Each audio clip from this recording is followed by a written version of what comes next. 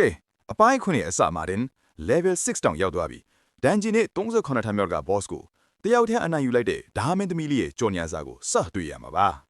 စာတွေကလည်းအစမ်းကြီးနော်အဲ့ဒါနဲ့ထုံးစံအတိုင်းပဲမင်းသားနဲ့ဒါမင်းသမီးတို့ကမြို့တိုင်းကြီးပေါ်မှာဓာရီကိုသူတပြန်ကိုတပြန်တိုက်ခိုက်ရင်းနဲ့ဒီပိုင်းရဲ့ဇက်ဝင်ကန်ကိုအသက်သွင်းလိုက်ကြပါတယ်နောက်တစ်နေ့မှာတော့မင်းသားမနေ့ကအကြောင်းပြန်စဉ်းစားပြီးစိတ်ညစ်နေတဲ့အချိန်စာလို့ခေါ်တဲ့ကောင်မလေးတာပြေးဖတ်ပါလေရောအကြောင်းရင်းကပါမှတ်လေပကံစည်းကူခိုင်းမလို့လေ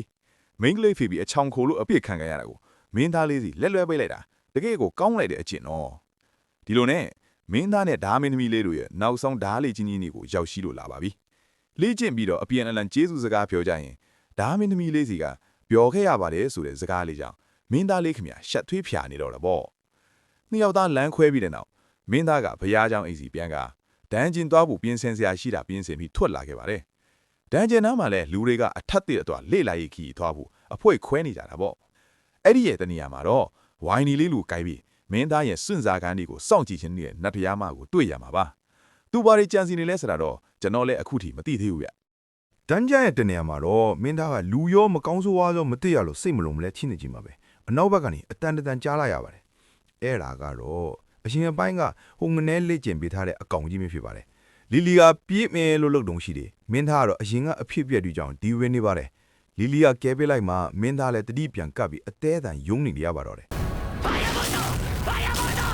တခြားတစ်ဖက်မှာလည်းကျွဲပြီးလူကြီးကတိုက်ခိုက်မှုကြောင့်ဒဏ်ရာရနေတဲ့စွမ်းသားလူတွေကိုလေ့လာရေးဖွဲ့ကတွေ့သွားပြီးအကြောင်းစုံမင်းမြတ်တဲ့ခါမှာတော့ကျွဲပြီးလူကြီးတိုက်ခိုက်ခံရတာဒီကြောင်းဟိုအထဲမှာလည်းစပင်းအဖြူရောင်တဲ့ကောင်လေးတယောက်ကိုတိုက်ခိုက်နေကြောင်းပြောလိုက်ချိန်မှာတော့ကျွန်တော်တို့ရဲ့မမကတော့နောက်ကျတဲ့ခြေထောင်တိတ်စာဖောက်ဆိုပြီးပြေးထွက်သွားပါတော့တယ်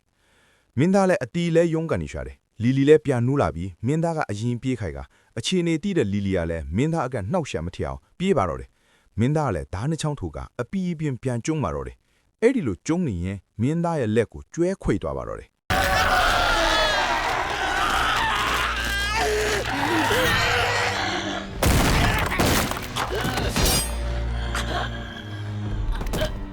အဲ့ဒီအချိန်မှာပဲနောက်ဆုံးမှာတော့ဓာမင်းသမီးလေးရောက်လာပါတော့တယ်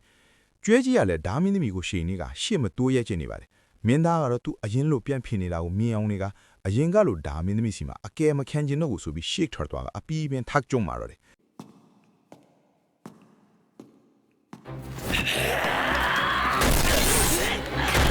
အဲ့ဒီမှာနားရပါတဲ့ဘဲကြီးကလည်းအဲ့ဒါခရမ်းချင်းသီးကောင်းလားကျွဲကြီးချက်တာခံနေရတာပဲဆိုပြီးအရင်အတိုင်းလေးပေါ့နေပြန်တယ်လီလီလည်းနားရပါတဲ့ဘဲကြီးကိုမင်းသားကိုကဲပေးပါဆိုပြီးတောင်းပန်နေရင်တတိလက်သွားပါတယ်အဲ့ဒါနဲ့ဘဲကြီးကလည်းငါတောင်းလေးကိုကဲရင်လို့ကဲတာမဟုတ်ဘူးဆိုပြီးလေးတွေထပ်ပေါ့နေပြန်တယ်ဒါပေမဲ့ဓာမင်းသမီးကတားလိုက်ပြီးအခြေအနေကိုအကဲခတ်နေပါတယ်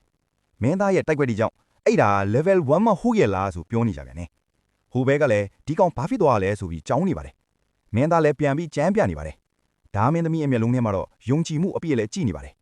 မင်းသားကိုစောင့်ကြည့်နေတဲ့နတ်ဖျားမကလည်းတော်ဖြစ်နေပါတယ်ပါဇက်ကလည်းလှရက်လိုက်တာဆိုပြီးပြောနေပြန်တယ်မင်းသားနဲ့ကျွဲကြီးကတော့အကျိတ်နဲ့ရှင်းပြနေပါတယ်သူတို့ရဲ့ပရိသတ်ကများပြီမင်းကျွန်တော်အတွက်တော့အိမ်မက်လို့ပါပဲဗျာမဆိုင်တာရီပြောမိပြန်ပြီအဲ့ဒီအချိန်မှာပဲမင်းသားကတော့ကျွဲကြီးရဲ့လက်တစ်ဖက်ကိုဓာတ်နဲ့ထိုးလိုက်နေပါတယ်ပြီးတော့ကျွဲကြီးရဲ့ဓာတ်ကြီးနဲ့ပဲစုံမနေပါတော့တယ်ကျွဲကြီးလည်းအခြေအနေမဟန်တော့ပွဲသိမ်းတိတ်ကွာဆိုပြီးကျွဲစတိပြပါတော့တယ်မင်းသားကလည်းကျွဲခွေတာကိုကားနိုင်ခဲ့ပြီးဝမ်းပိုက်ကိုထိုးက firebolt နဲ့တစ်ခါမရနှစ်ခါမရသုံးခါဆိုပြီးအဆုံးသတ်ပေးလိုက်ပါတော့တယ်ကြံတဲ့လူတွေလည်းအံ့ဩစွာနဲ့ကြည့်နေကမင်းသားမင်းမတ်တက်ရက်ပြီးတတိလစ်သွားပါတယ်အဲချီမှာဟိုနားရွက်နဲ့ဘဲကြီးကမင်းသားရဲ့ status တွေကိုခိုးကြည့်ခိုင်းပါတယ်အရန်ဆက်စုစိတ်လက်နေပါတယ်စွမ်းရည်အားလုံး rank S လို့လည်းပြောတော့အားလုံးပါးစဟောင်းသားဖွင့်နေပါတယ်ဒါမင်းသမီးလည်းကျေနပ်နေပါတော့တယ်မင်းသားလေးဆေးရုံမှာအနားယူနေတော့နတ်ဖျားမှာ Hest တရားကသူတို့စတွေ့ခဲ့တဲ့အကြောင်းတွေကိုပြန်တွေးနေရင်းနဲ့ပဲဒီအပိုင်းလေးကပြီးဆုံးသွားပါတယ်ချိုက်နေတဲ့နဲ့ဆိုရင် like နဲ့ subscribe လုပ်ဖို့မမေ့နဲ့ဘူးနော်